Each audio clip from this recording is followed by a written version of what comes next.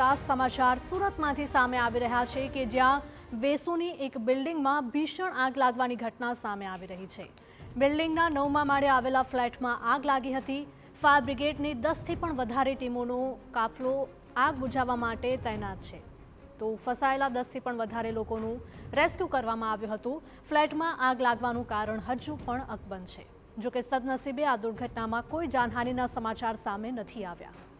તો સુરતની આ ઘટના છે। વધુ માહિતી સાથે અમારા સંવાદદાતા બળદેવ જોડાયા છે। બળદેવ, જણાવશો કે કયા કારણોસર આગ લાગી હતી ફ્લેટના 9મા માળે? જે રીતે સુરતની અંદર છેલ્લા કેટલાક દિવસથી સતત જે એક પછી એક આગના જે બનાવ બની રહ્યા છે તે ચિંતાજનક કહી શકાય, કારણ કે સુરતની અંદર જે પતરાનો જે શેડ છે, રમકડાની દુકાન તેની અંદર પણ બની હતી, તેમાં પણ કરોડો રૂપિયાનું નુકસાન થયું છે। ત્યારે વહેલી સવારે સુરતના વેસુ વિસ્તારમાં આવેલા એક જે ફ્લેટ છે તેની અંદર અચાનક જ કોઈ કારણસર જે આગ લાગવાની જે ઘટના બની હતી।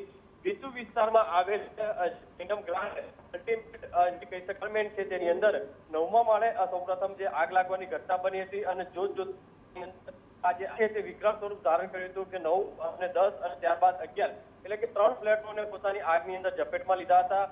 ત્યાં લોકો જે વહેલી સવારે 4 લોકો જે ફસતા અને ફાયર વિભાગ દ્વારા તાત્કાલિક ઘટના સ્થળે પહોંચી અને આ 4 લોકોને રેસ્ક્યુ કરી અને સહી સલામત રીતે બહાર કાઢવામાં આવ્યા હતા। અને બીજી બાજુ જે ટીમો છે અલગ અલગ આજે અને અત્યારે જે પર કાબુ મેળવાયો છે, પણ સૌથી મહત્વની વસ્તુ એ છે કે જે ક્યાંક ને ક્યાંક શોર્ટ સર્કિટ થવાના કારણે આ રીતની ઘટનાઓ બનતી હોય છે, કારણ કે એક બાજુ જે ગરમીનો પારો સતત વધી રહ્યો છે અને બીજી બાજુ જ્યારે એસી છે જ્યારે ચાલતા હોય છે, પાવર ઉપર લોડિંગ પડતું હોય છે, તેના કારણે કોઈ અર્થિંગ થવાના કારણે જ્યારે આગની ઘટના બનતી હોય છે ત્યારે વેસુ વિસ્તારના આજે ફ્લેટની અંદર આગ લાગવાને કારણે આજુબાજુના રહીશો છે તે નીચે પડી આવ્યા હતા, કારણ આગ છે તે વિકરાળ સ્વરૂપ ધારણ કર્યું હતું। હાલમાં ફાયર વિભાગ દ્વારા એક કુલિંગની જે કામગીરી છે તે કરવામાં આવી છે, પણ સૌથી મહત્વની વસ્તુ એ પણ સામે આવી છે કે ગરમીનો જે પારો વધતો હોય છે, ખાસ કરીને લોકોએ સાવચેતી રાખવી જરૂરી છે। જી બળદેવ, માહિતી બદલ આપનો આભાર।